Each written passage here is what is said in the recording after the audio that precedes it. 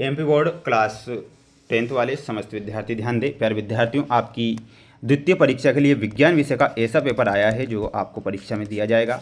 सभी स्टूडेंट्स को इस क्वेश्चन पेपर को ध्यान से देखना है, अच्छे से इन प्रश्नों को याद करना है। अगर आप वाकई अपनी द्वितीय परीक्षा में पास होकर 11वीं कक्षा में प्रवेश लेना चाहते हैं तो प्यारे विद्यार्थियों, मेरा आपसे यही कहना है कि इन क्वेश्चन को रट लीजिए और याद कर लीजिए, क्योंकि ऐसे प्रश्न मेरे द्वारा यहाँ पर बताए जा रहे हैं जो कि आपकी परीक्षा में पूछे जाएंगे।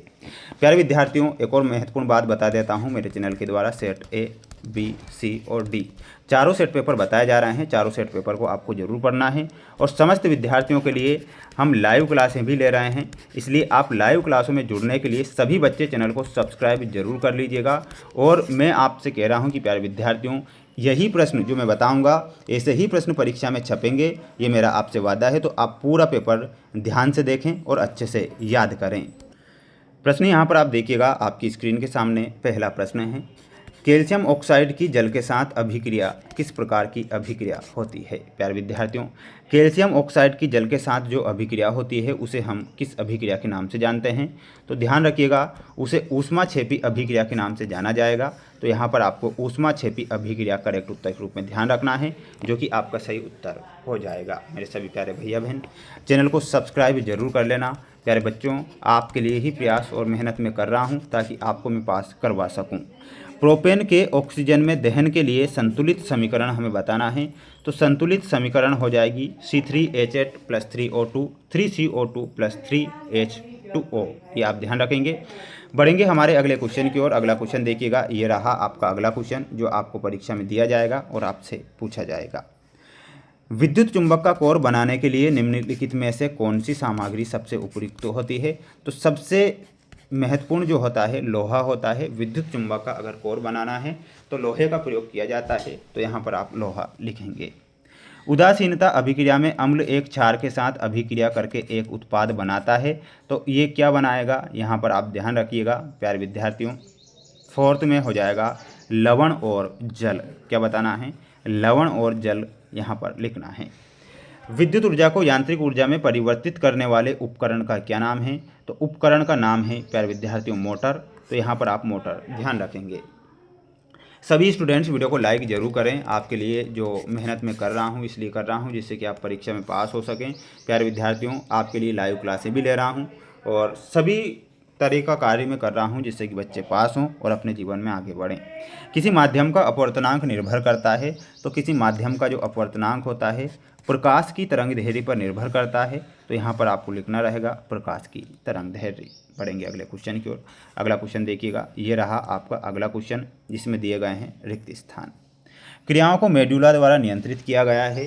तो कौन सी क्रियाएं होती है, वो होती है अनैच्छिक क्रियाएं। तो यहाँ पर आपको क्या लिखना है, अनैच्छिक क्रियाएं होती है। तो यहाँ अनैच्छिक क्रियाएं लिखेंगे आप सभी स्टूडेंट्स।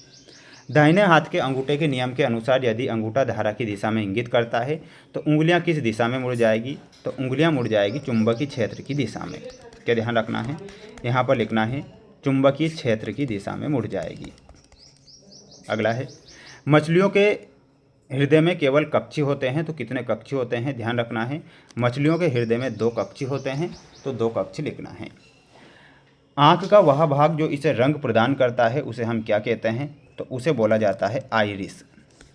क्या बोला जाता है, आइरिस बोला जाता है। में ऊर्जा का प्रवाह एक ही दिशा में होता है। तो लिखना रहेगा आपको पारितंत्र में ऊर्जा का प्रवाह एक ही दिशा में होता है। तो यहाँ पर पारितंत्र लिखना है। जब कोई अम्ल धातु के साथ अभिक्रिया करती है तो कौन सी गैस बनाती है।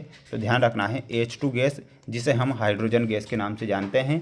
जब कोई अम्ल धातु के साथ अभिक्रिया करती है तो वह हाइड्रोजन गैस बना देती है और हाइड्रोजन गैस को ही आवारा तत्व के नाम से जाना जाता है। ये भी आपको ध्यान रखना है अच्छे से।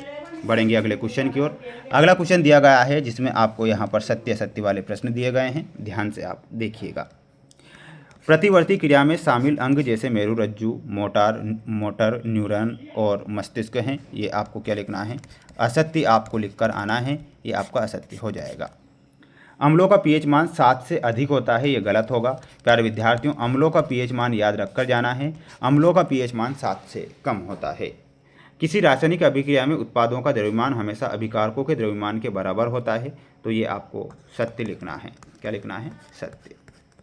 प्रकाश के एक माध्यम से दूसरे माध्यम में समान गति से यात्रा करने पर अपवर्तन होता है, तो ये भी आपका असत्य होगा। सभी धातुएं लचीली होती है क्या? नहीं होती है प्यारे विद्यार्थियों। क्या सभी धातुएं लचीली होती है? तो यहाँ पर आपको असत्य लिखना है। मानव आंख के रेटिना में दृष्टि के लिए रोड और कोन कोशिकाएं होती है, तो ये आपका सत्य होगा। तो यहाँ पर आपके सत्य सत्य वाले क्वेश्चन कंप्लीट होते हैं। अब हम हमारे जोड़ी की तरफ बढ़ेंगे। जोड़ी भी आपको याद करना है, यानी कि क्वेश्चन छोड़ना नहीं है, अच्छे से याद करना है। प्रबल अम्ल, प्रबल अम्ल में आपको मिलाना रहेगा HCl। ऊष्मा का अगर अवशोषण हो रहा है तो उसे ऊष्मा शोषी अभिक्रिया के नाम से जाना जाएगा। सेरिबेलम का जो कार्य होता है वो अनैच्छिक क्रियाओं को नियंत्रित करती है। वहीं DNA में आपको मिलाना रहेगा जीन से। मेंडल भाई साहब ने आनुवांशिकता का नियम दिया था। वहीं AQ प्रतीक होता है कि पदार्थ पानी में घुल जाता है। ये आपकी जोड़ी भी यहाँ पर कंप्लीट होती है प्यारे विद्यार्थियों। अब हम हमारे नेक्स्ट क्वेश्चन की ओर बढ़ेंगे। नेक्स्ट क्वेश्चन की ओर बढ़ने से पहले आप सभी बच्चे अच्छे से याद करें। दो धातुओं का उदाहरण दीजिए जिनका गलनांक कम होता है। तो ध्यान रखना है, एक धातु का नाम लिखना है आपको सोडियम, दूसरी धातु हो जाएगी पोटेशियम। कौन सी हो जाएगी? सोडियम और पोटेशियम। किसी क्षण चुंबक के बाहर चुंबकीय क्षेत्र रेखाओं की दिशा क्या होती है? तो लिखना रहेगा उत्तर ध्रुव से दक्षिण ध्रुव की ओर। मैं लिख देता हूँ, आप याद रख कर जाना है, गलती नहीं करना है। उत्तर ध्रुव से दक्षिण ध्रुव की ओर, उत्तर ध्रुव से